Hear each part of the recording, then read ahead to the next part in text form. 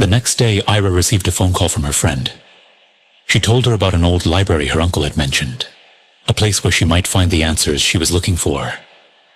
Grateful, Ira set off to the library. The building was ancient and spooky. Inside, no one was there, only dusty shelves lined with forgotten books. Ira searched carefully, hoping to find anything related to the strange symbols and the mysterious gate. Then she found it, an old book about the gate itself. It was thick, bound in cracked leather. As she began to read, a deep, powerful voice suddenly broke the silence. "You have opened the door. You should take responsibility now." Startled, Ira looked into the darkness. "Who's there?" she asked, her voice trembling. From the shadows, a man stepped into the light. It was a man, old, dressed in grey monk robes, with a long, white beard and hair. His expression was serious, and Ira was shocked beyond words. Ira stared at the man who had just stepped into the dim light of the library aisle. His presence felt ancient, unshakable, like time itself paused to acknowledge him. She took a step back, her voice trembling as she spoke. Who are you?" The man stood tall, robes of grey whispering against the stillness. There was something powerful in his eyes. "I am Ashwathama," he said, his voice calm and deep. Ira gasped and shocked. "No way," she whispered, disbelief over her face. Ashwathama did not move. He simply watched her and said, "You've opened something. You shouldn't. You've awakened a power, older than you can understand." Ira's voice cracked with panic.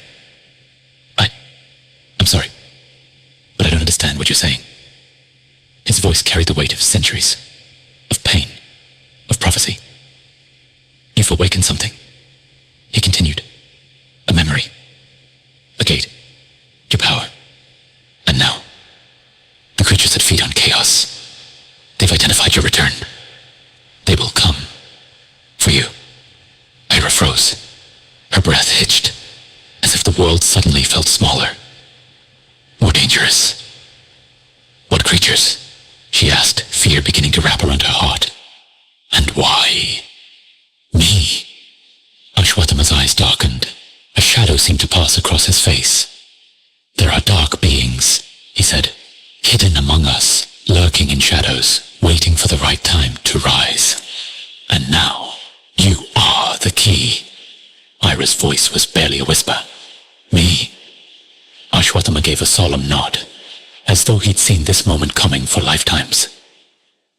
"There are few who will risk everything to protect you, but there are many more who see you as a threat and want you dead." Ira was scared and confused. Just as Ashwathama spoke, a sudden growl echoed through the library. From the shadows, a dark creature lunged forward. Ira gasped, frozen in fear. But Ashwathama moved like lightning, stepping in front of her, shielding her from the attack. "Run, Ira, hide!" His voice was firm, unshaken. She stumbled back into the dark, watching from behind the shelves. Ashwathama faced the creature alone, and with one swift strike, he ended it. But he wasn't alone for long. More of them emerged, crawling from every corner, their eyes glowing with hunger. He stood surrounded, but not afraid. The battle raged through the ancient library, books flying, shelves crashing. Ashwathama moved like a storm. One by one, he took them down. Then, silence. A soft hiss broke through the air, and from the deepest shadow, she appeared. A dark woman cloaked in black smoke, eyes glowing like embers. "You can't hide her forever, Ashwathama," she whispered. "We will return, and take what's ours."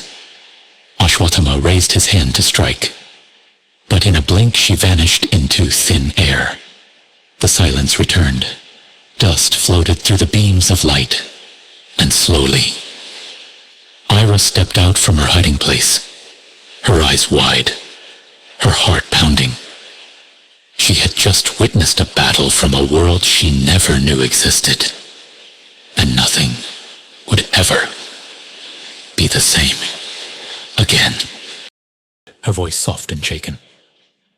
Thank you for saving me. She lowered her head in quiet respect. Ashwathama nodded, his eyes steady.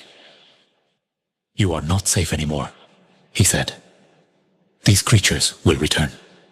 We must go somewhere protected, and you must begin to control your powers and your strength. Ira hesitated, panic flickering in her eyes. I don't want any part of this. Ashwathama's tone remained calm, but firm. Wanting doesn't matter anymore. You are changing, Ira. And if you stay alone, you will lose yourself. She stood frozen, torn between fear and denial. Then he said, we have to go back to Mount Kailash and begin the process of enhancing your abilities. Ira's eyes widened in disbelief. Mount Kailash. I can't just leave my life behind. My job, my friends. How can I abandon everything? Ashwathama's expression darkened slightly. Are you truly concerned about that? When the world is on the brink of collapse? Ira looked away, her voice barely a whisper. No. But why me? Why was I chosen for this? Ashwathama stepped closer.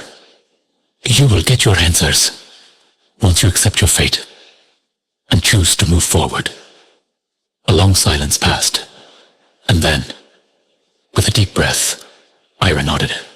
She didn't have all the answers, but something inside her had already begun to awaken.